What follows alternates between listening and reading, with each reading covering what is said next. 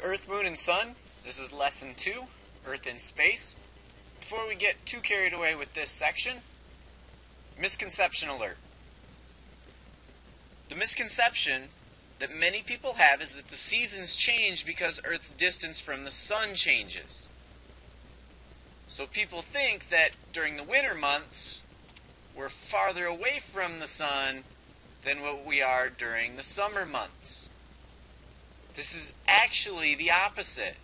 We are actually closer to the Sun during our winter months than we are during our summer months. The seasons do not depend upon how close we are to the Sun. Rather, they depend on the tilt of our planet. So the seasons are a result of Earth's tilted axis. The evidence that we have for this is the following. Earth's distance from the Sun does change, but that's not why Earth has seasons. If that were the cause, people in the northern and southern hemispheres would have the same seasons at the same time. Instead, seasons in the northern and southern hemisphere are reversed. As Earth moves around the Sun, sometimes the northern hemisphere is tilted towards the Sun. At other times, the southern hemisphere is tilted toward the Sun. When we have a tilt toward the Sun in the northern hemisphere, we get summer. When we are tilted away from the Sun, the northern hemisphere experiences winter. So our seasons are not dependent upon the distance from the Sun. They are dependent upon the tilt of the Earth. So how does the Earth move? Until a few hundred years ago, most people thought that Earth stood still and the Sun, Moon, and stars moved around it.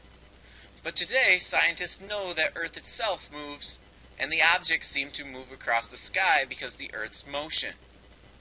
Earth moves in space in two major ways. They are rotation and revolution.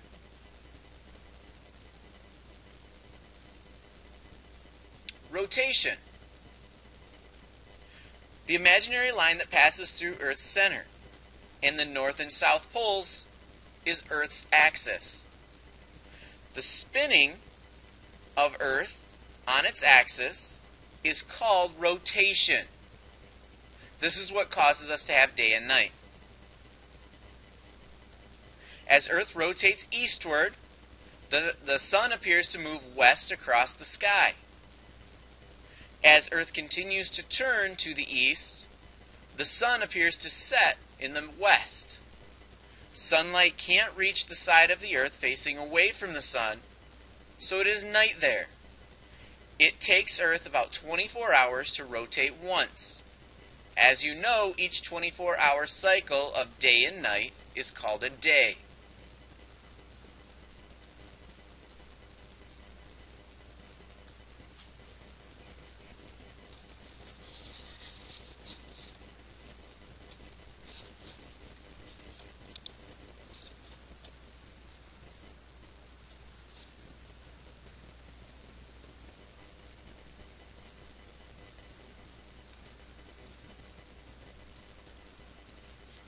Revolution.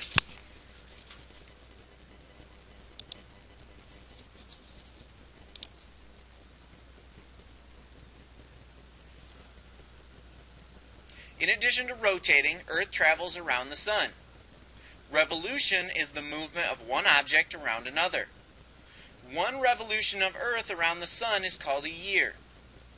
Earth's path, or orbit, is slightly elongated.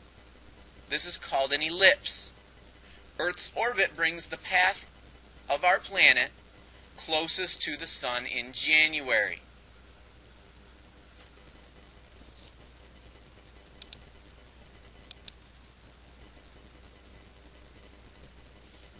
Our Earth is on a tilt of 23.5 degrees. The tilt causes our seasons.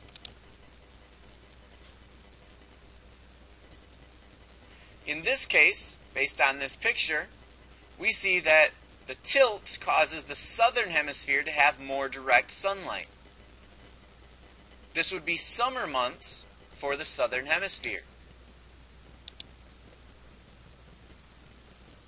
as that changes throughout the year, we would end up in summer for the northern hemisphere. Calendars. People of many cultures have divided time based on the motion of Earth and the Moon. They have used the motions to establish calendars. A calendar is a system of organizing time. The most common calendar today is divided into years, months, and days. 1 year equals the time it takes Earth to complete one orbit. 1 day equals the time it takes Earth to turn once on its axis. People also divide the year into months based on the moon's cycle. The time from one full moon to another is about 29 days, though modern months do not match the moon's cycle exactly. The Egyptian calendar. The ancient Egyptians created one of the first calendars based on star motions. They calculated that the year was about 365 days long. They divided the year into 12 months of 30 days each, with an extra 5 days at the end. The Mayan calendar.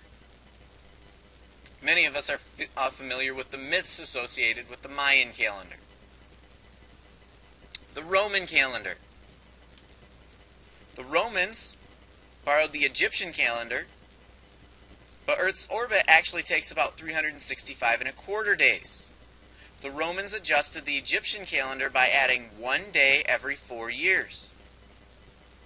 You know this 4th year as a leap year, when February is given 29 days instead of its usual 28. Using leap years helps to ensure that annual events, such as the beginning of summer, occur on the same date each year. And the Gregorian calendar. The Roman calendar was off by a little more than 11 minutes a year. Over the centuries, these minutes added up. By the 1500s, the beginning of spring was about 10 days too early. To straighten things out, Pope Gregory dropped 10 days from the year 1582. He also made some other minor changes to the Roman system to form the calendar that we currently use today. So what causes the seasons?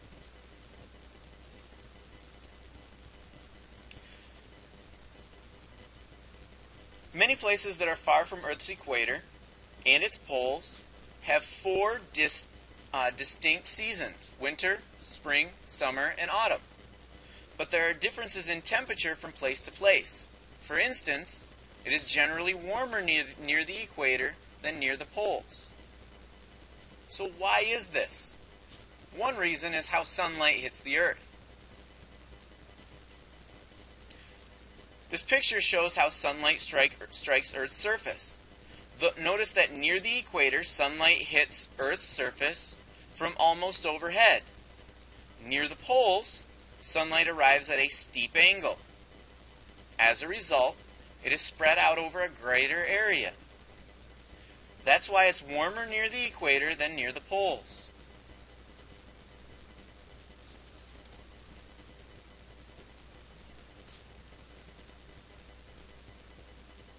Looking at the picture,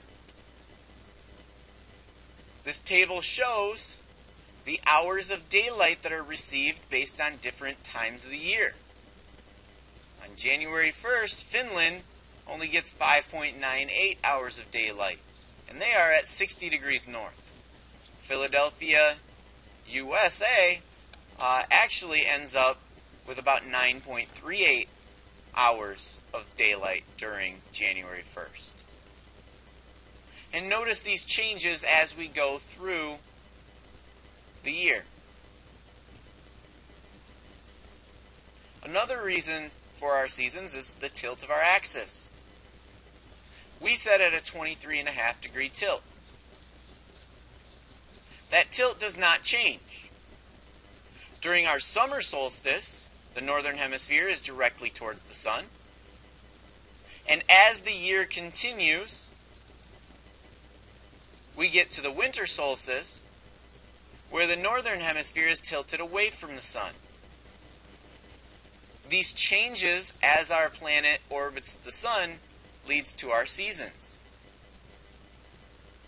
So if Earth's axis were straight up and down relative to its orbit, temperatures in an area would remain fairly constant year-round. There would not be any seasons. Earth has seasons because its axis is tilted as it revolves around the sun. We are tilted at a 23.5 degree angle. The North Pole always points in the same direction. And remember that that North Pole points towards the North Star. As Earth revolves around the sun, the north end of its axis is tilted away from the sun for part of the year, and toward the sun for the other part of the year.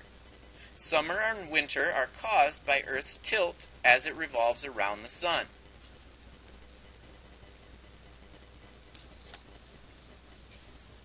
So direct solar radiation towards the northern hemisphere when it's tilted towards the sun. Not so direct radiation from the sun as we are tilted away. So this would be our winter. This would be the northern hemisphere's summer.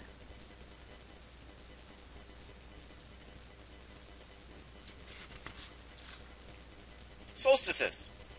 The sun appears farthest north of the equator once each year and farthest south once each year. Each of these days is known as a solstice. The day when the sun appears farthest north is the summer solstice in the northern hemisphere, and the winter solstice in the southern hemisphere. This solstice occurs around June 21st each year. It is the longest day of the year in the northern hemisphere and the shortest day in the southern hemisphere.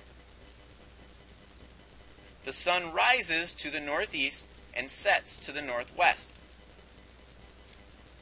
Similarly, around December 21st, the sun appears farthest south.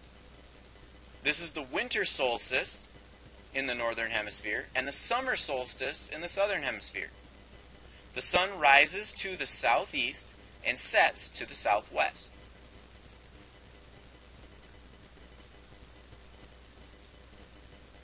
Equinoxes.